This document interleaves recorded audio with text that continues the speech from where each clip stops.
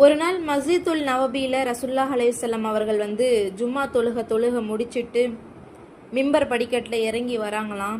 முதற் படிக்கட்டில் இறங்குறாங்களாம். அப்போ இறங்கையில் ஆமீன்னு சொல்கிறாங்களாம். இரண்டாவது படிக்கட்டில் இறங்குறாங்களாம். அப்பையும் ஆமீன்னு சொல்கிறாங்களாம். மூன்றாவது படிக்கட்டில் இறங்குறாங்களாம். அப்பையும் ஆமீன்னு சொல்கிறாங்களாம்.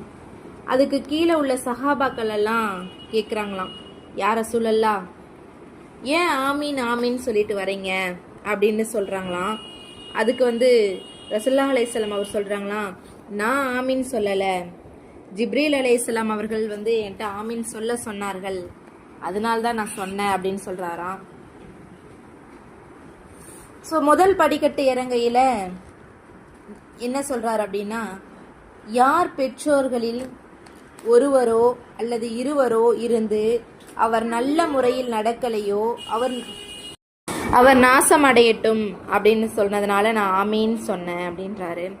இரண்டாவது படிக்கட்டில் இறங்கையில், யார் ஒருவர் ரமலான் மாதத்தை அடைந்து பாவம் மன்னிக்கும் அளவுக்கு அவர்கள் அமல்கள் செய்யலையோ அவர் நாசமாகட்டும் அப்படின்னு சொன்னாங்களாம். அதுக்கு ஆமீன்னு சொன்னாங்களாம். மூன்றாவது படிக்கட்டில் இறங்கையில், அல்லாஹுவின் தூதர்